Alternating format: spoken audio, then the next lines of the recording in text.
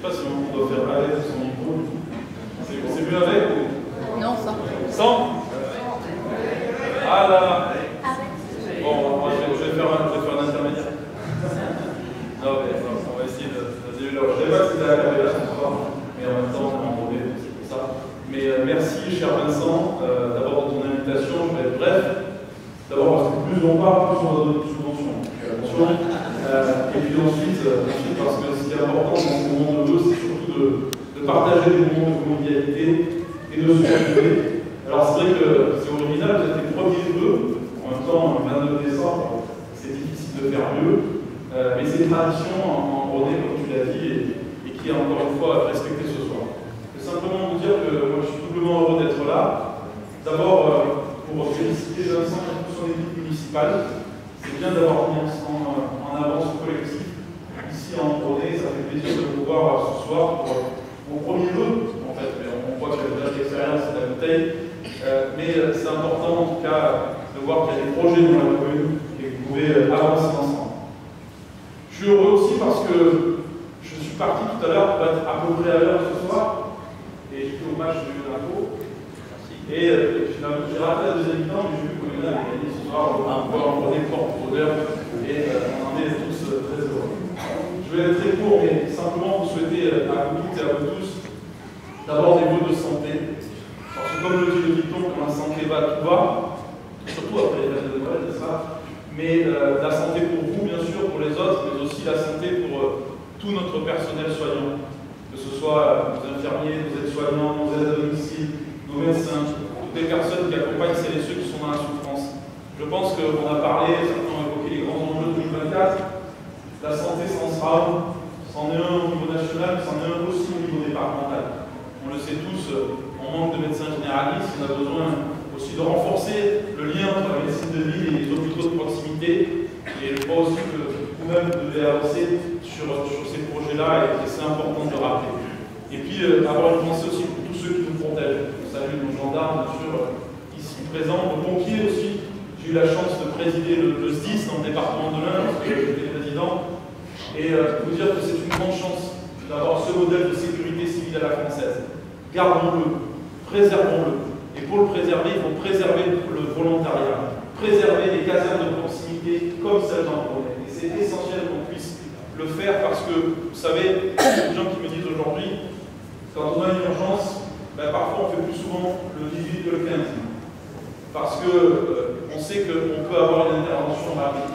Et c'est important aussi de le souligner, on doit défendre ce modèle-là et c'est le rôle aussi de notre département que de le faire bien entendu. Des vœux de santé, mais aussi peut-être des vœux de sérénité. Parce que c'est vrai, on a eu un monde particulièrement turbulent. Alors on ne va pas aujourd'hui gâcher la soirée, mais effectivement, il y a la guerre en Ukraine, en Israël-Palestine et en Arménie, on ne doit pas oublier également. Ça fait beaucoup. Ça fait beaucoup, et la sérénité aussi au niveau national.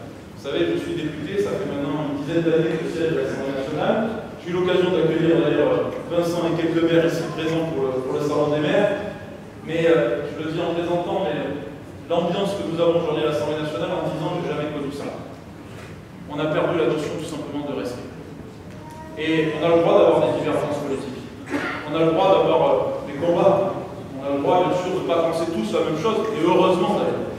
Il y a une chose quand même que l'on doit préserver, je pense, tous ensemble, c'est le respect de l'autre, c'est l'esprit de tolérance et l'esprit de dialogue.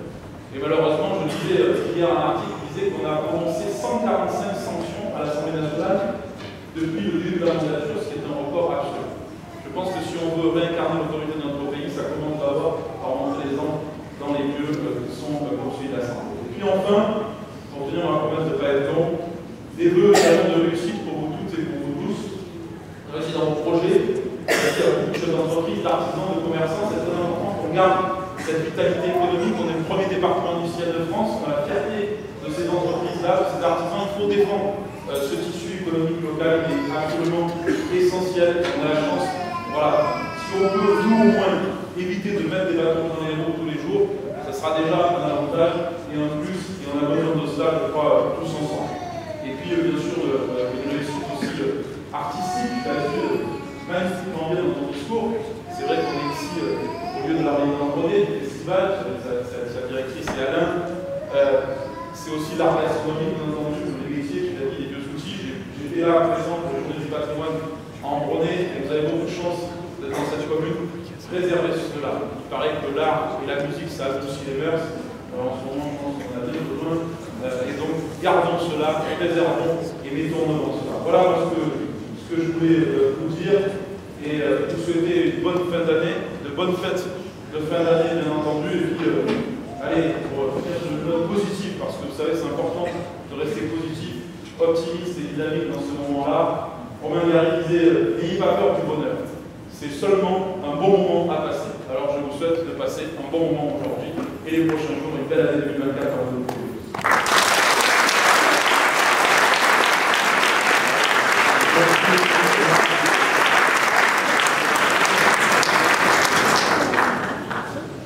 Donc maintenant, je vais donner la parole à Gisèle qui va parler brièvement des travaux de la commune.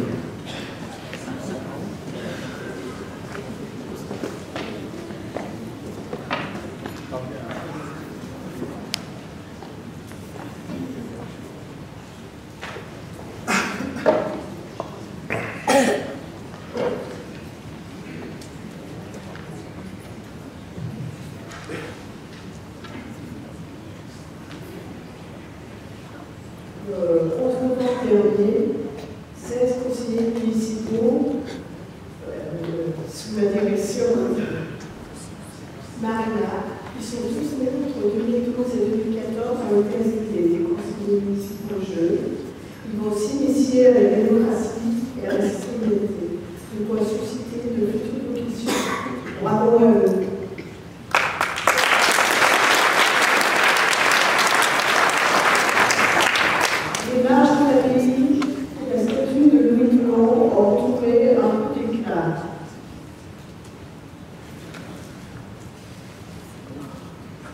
Là, nous sommes au pardon du Manchel. Suite à de nombreuses incivilités des années précédentes, nous avons sécurisé ce pardon différemment par la pose de portail, la création tout autour de fossés et l'air bondu. Le stationnement se fait obligatoirement sur les parkings prévus cet effet.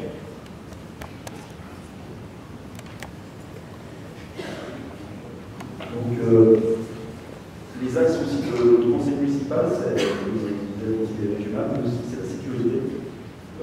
Une commune étendue, le plus grand du département de l'Ain, avec le tir en haut, et bien sûr réseau d'eau pour la défense incendie, qui depuis des décennies est pas en très bon état, vu la longueur entretenue.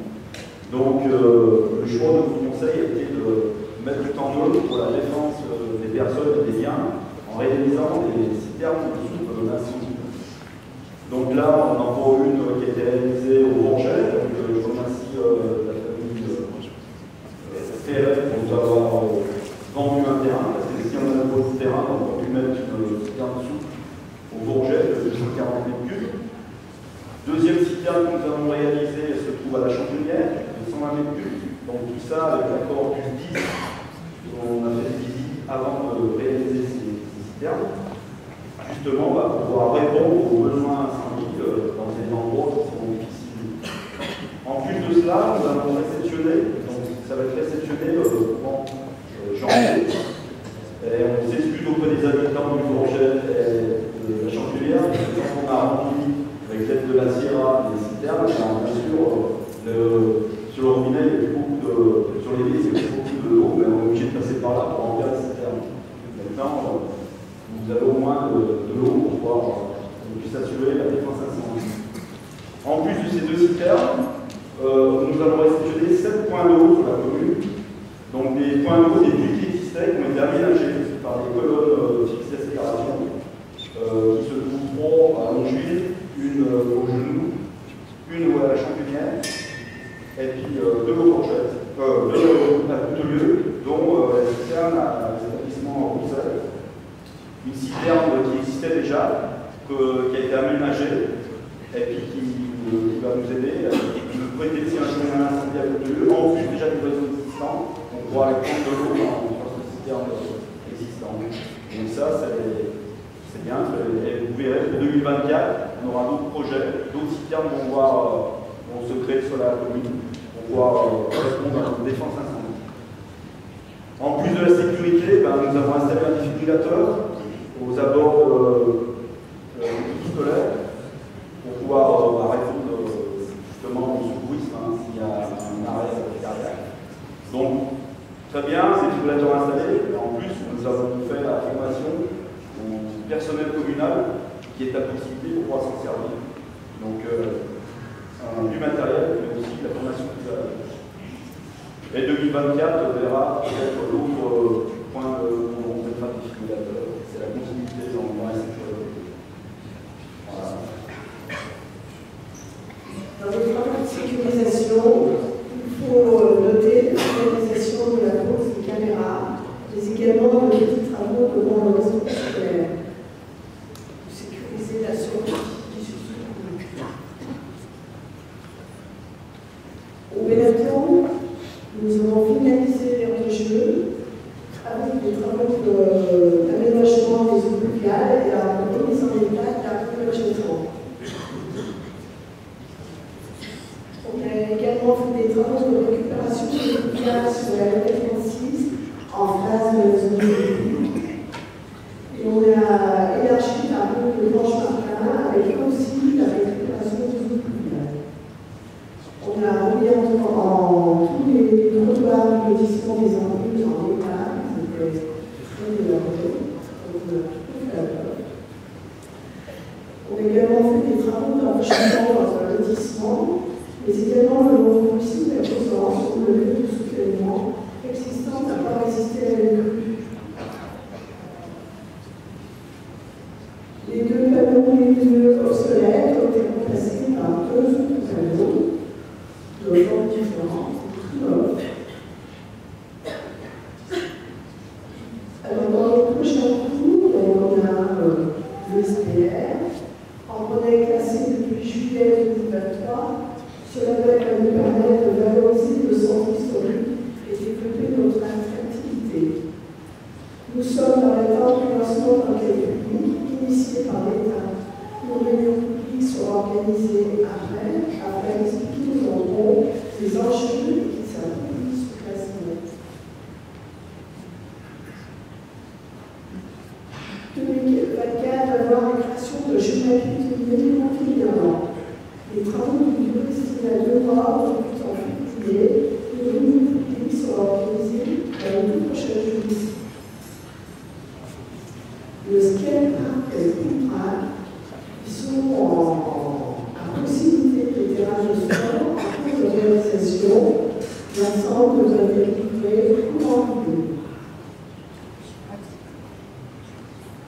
2024 va voir également la restriction du différents panneaux, parce qu'il y a des lieux qui sont préservés dans tous les lieux, c'est plus progressivement. Alors là, nous allons aménager un espace pour le jeu à possibilité de garage commun. Cela va être finalisé après des aménagements indispensables, puisqu'il faut faire un toit, enfin, ça soit correct.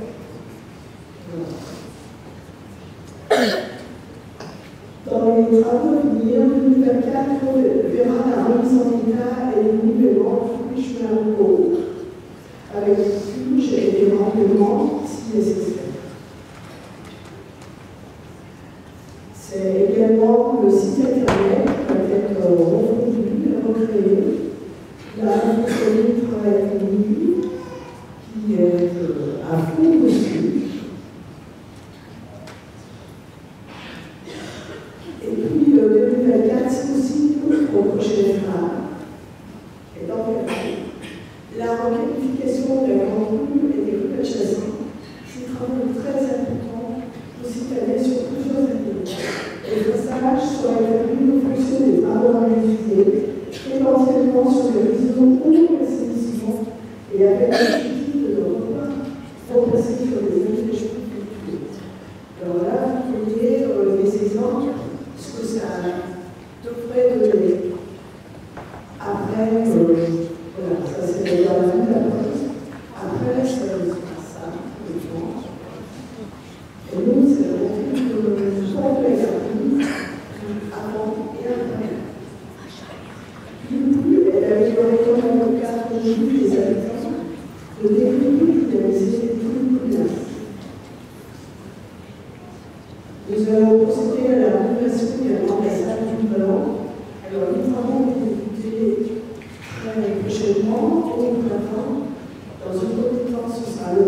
Donc ça sera ainsi occupé pour la première partie. Et ensuite, l'étude des sols, les cloisons de boue, tout ça. Et ça sera durant l'été. Le tout devrait être prêt le 1er septembre. Il faut savoir que la mairie a acquis, via l'UPF, un terrain de 5 000 m² à l'entrée ouest de l'Ambonnet. Nous allons étudier l'opportunité d'un plan de santé nécessaire pour l'avenir, ceci en fonction des besoins du territoire et des professionnels du secteur. À l'étude également la motivation de l'école publique. Au travers de ce diaporama, vous avez pu entrevoir quelques-unes de nos réalisations et de nos projets. Je voudrais, au nom de l'ensemble des élus, te présenter, cher Vincent, à toi et à tous ceux qui sont chers, nos meilleurs vœux de 2024. Sois assuré que l'ensemble des élus seront préparés pour pouvoir aboutir les projets envisagés pour notre commune, comme le commissariat à tous.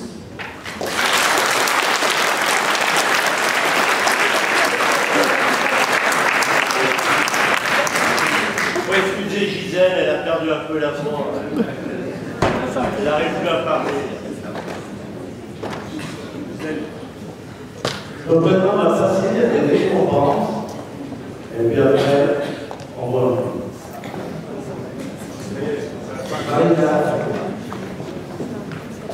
Bonsoir. On va aller au premier. L'équipe féminine senior de football championne de l'Ain cette année. Venez nous.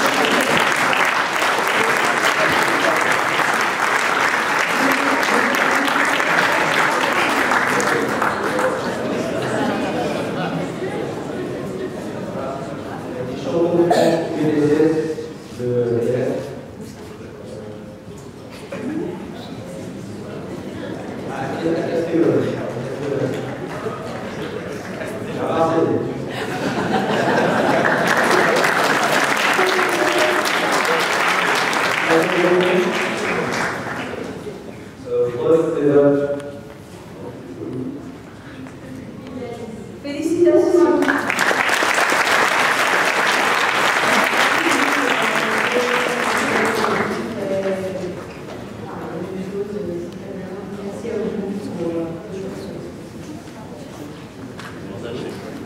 C'est un bon achat collectif qu'ils pourront utiliser dans le club. On les félicite bien fort. Merci.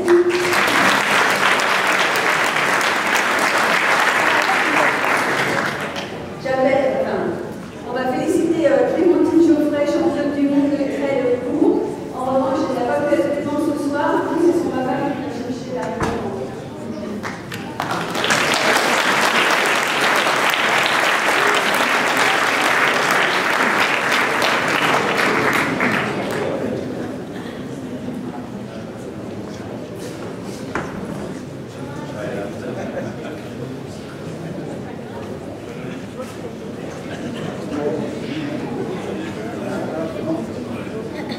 On fait le tour, parce qu'en fait, il y a une fille, là, on fait passer tout le monde par derrière. Voilà.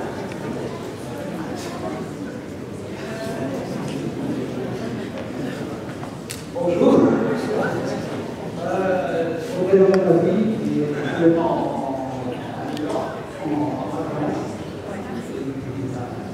Elle n'a pas pu être présente, mais on va lui remettre. Alors quand même quelques résultats. Quelques résultats quand même.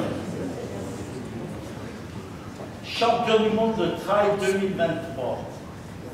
Alors Clémentine, 28 ans, elle est enseignante en éducation physique et sportive.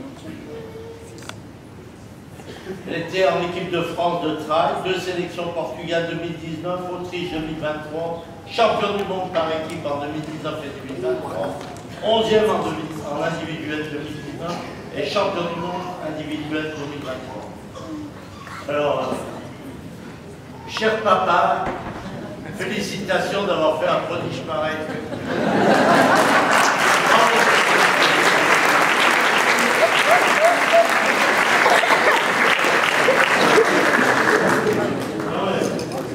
On se connaît bien avec Thierry, donc alors donc tu remettras à ta fille la médaille de la ville d'Ambronay. Voilà. Merci.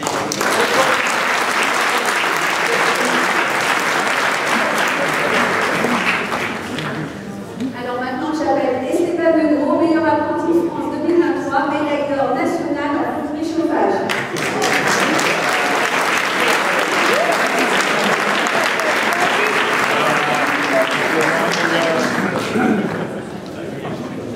compris l'année dernière, j'ai participé au match 2023, donc dans la catégorie sanitaire.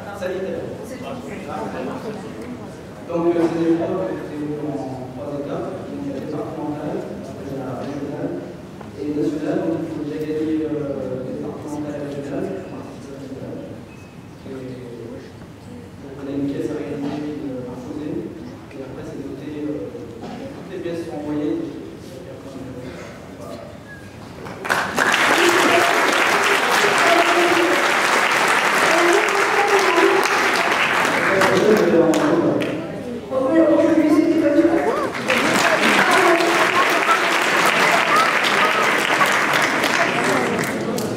Bravo Esteban, c'est pas tous les jours qu'on a un meilleur apprenti de France. Et ça, c'est vraiment un mérite. Donc, je te remets aussi la médaille de la ville d'Ambronay. Il la mérite bien. Bravo.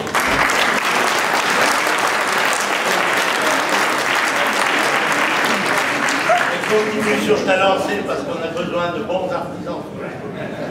Voilà. Bravo, merci.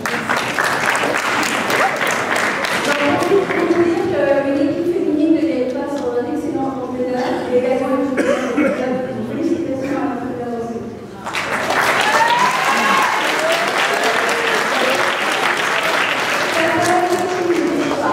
Il y a les athlètes, mais aussi les entraîneurs qui sont derrière et les clubs. Eva Golotti, ce sera pas possible ce soir, elle s'excuse, mais on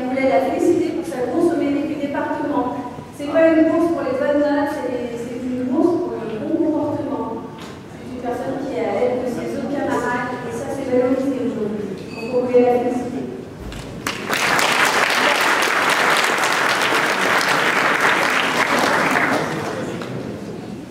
J'appelle Frédéric qui va nous présenter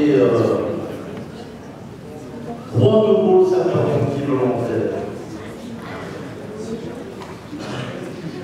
Frédéric, Lola, il est beau ce soir, il a bien la cravate.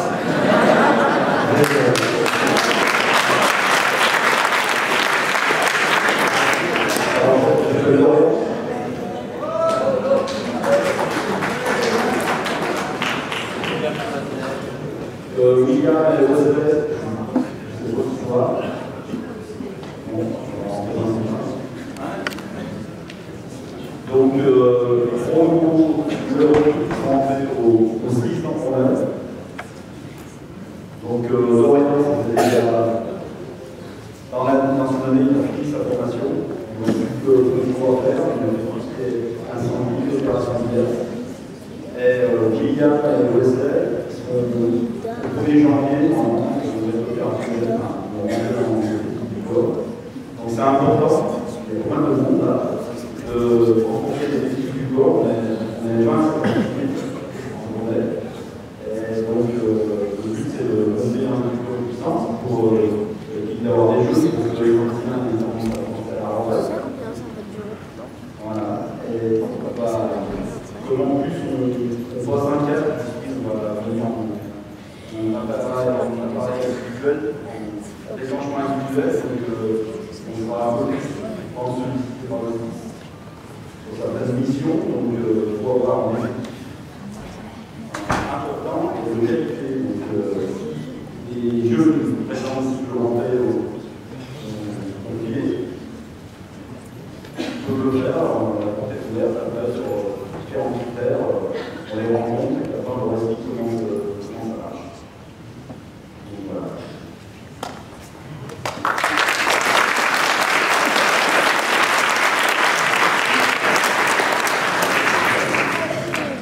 Donc j'ai été moi-même sapeur-pompier pendant 37 ans en Brunei. Et je veux remercier l'ensemble des sapeurs-pompiers qui sont au fond, parce que avec plus de 100, 120 interventions chaque année, là, ils sont toujours présents à vos côtés dès qu'on a besoin d'eux. Je veux les féliciter parce que, comme dit Damien, la présence d'un corps communal, c'est très important. C'est très important. Beaucoup de départements en France ont renoncé à ça et c'est vraiment dommage.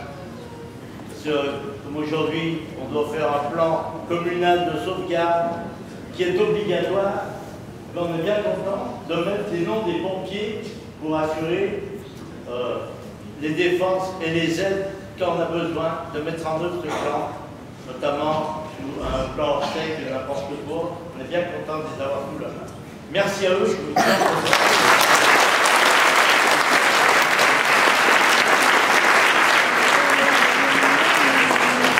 Et maintenant, pour finir, vous pouvez commencer à faire chauffer les études. C'est prêt. Parce qu'ils ont soif. Et maintenant, pour finir, je vais appeler Cécile Chambaud.